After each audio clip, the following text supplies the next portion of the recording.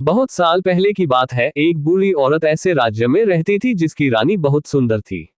उसके 4 बेटे थे जो आपस में लड़ते थे और उनकी पत्नियां भी एक दूसरे को पसंद नहीं करती थी। वो सब एक ही घर में रहते थे लेकिन इतना लड़ते थे कि उन्होंने अलग रसोई रखी। बूढ़ी औरत चाहती थी कि सब एक साथ खुशी से रहे और एक दूसरे की मदद करे। उसने धमकी दी कि वो सबको घर से निकल देगी अगर वो एक साथ मिलकर नहीं रहेंगे। उसने ये भी कहा कि पैसे बचाने के लिए एक ही रसोई रखी जाएगी। ऐसे करने से उसे इस बात की उम्मीद थी कि सब एक साथ मिलकर रहने लगेंगे। बेटे थक गए और आखिर में उन्होंने अपनी माँ की बात मान ही ली। बेटे अपनी सारी कमाई अपनी माँ को देते थे क्योंकि वो गरीब थी। एक दिन सबसे छोटा बेटा काम की तलाश में शहर गया लेकिन निराश होकर वापस लौटा। रास्ते में उसने मरे हुए सांप को देखा और उसने उसे उठा लिया क्योंकि वो खाली हाथ नहीं वापस लौटना चाहता था।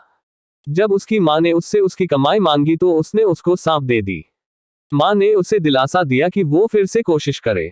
वो सांप किसी काम का नहीं था इसलिए उसने उसे छज्जे पर फेंक दिया। उसी दिन राज्य की रानी एक सुंदर से तालाब में नहाने गई।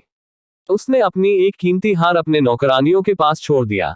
अचानक एक चील ने चमकती हुई हार को देखा और उसे छीन कर ले गया। नौकरानियों ने चिल्लाया लेकिन कोई मदद करने नहीं आया।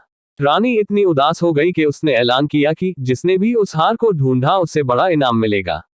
उड़ते हुए चील ने बुढ़िया के छज्जे पर सांप देखा और उसे समझ में आया कि सांप को तो खाया जा सकता है लेकिन वो हार किसी काम का नहीं है। उसने हार को छोड़ दिया और सांप को ले गया। अगले दिन बूढ़ी औरत छज्जे पर कपड़े डालने गई तो उसने हार को देखा। वो जानती थी कि रानी वो हार कब से ढूंढ रही थी। दिवाली कुछ ही दिनों में होने वाली थी। इस मौके पर दिए जलाए जाते हैं को लक्ष्मी जी खुश करने के लिए।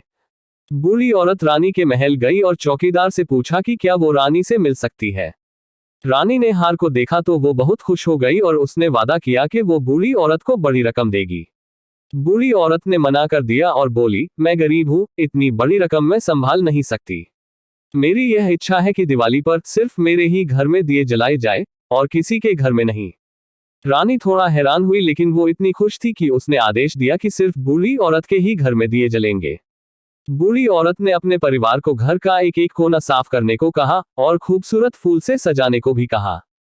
सबने साथ में मिलकर काम किया और बूढ़ी औरत ने पूरे घर में दिए जलाए। 12 बजे लक्ष्मी जी आई और चारों तरफ अंधेरा देखकर निराश हो गई। लेकिन उन्होंने बूढ़ी औरत के घर में जलते हुए दिए देखे। क्योंकि उन्हें दिए पसंद थे उन्होंने बूढ़ी औरत के दरवाजे पर दस्तक दी। बूढ़ी औरत ने दरवाजा खोला और अपने परिवार वालों को लक्ष्मी जी को फूल और मिठाइयों से स्वागत करने के लिए कहा। लक्ष्मी जी खुश हो गई और उन्होंने पूरे परिवार से कुछ बदले में मांगने के लिए कहा क्योंकि वो उनके भक्ति से प्रसन्न थी। बूढ़ी औरत ने कहा, हम चाहते हैं कि आप हमारे घर में हमेशा के लिए रहे ताकि हम सदा खुशी से रह सके। लक्ष्मी जी सोचकर बोली, मैं रहने को तैयार हूँ लेकिन आप सबको एक साथ मिलकर रहना होगा, लड़ना नहीं है। अगर किसी ने भी मेरी बात नहीं मानी तो मैं ये घर छोड़कर चली जाऊंगी। सब इस बात से बहुत खुश थे कि लक्ष्मी जी संतुष्ट थी। वो सब उनकी बात मान गए और उसी दिन से पूरा परिवार मिलजुल कर साथ में रहने लगा और एक दूसरे की इज्जत करने लगे। बूढ़ी औरत इस बात से संतुष्ट थी कि उसकी इच्छा पूरी हो गई। इसी तरह से लक्ष्मी जी आने वाले पीढ़ियों के लिए भी उनके घर पर पधारी।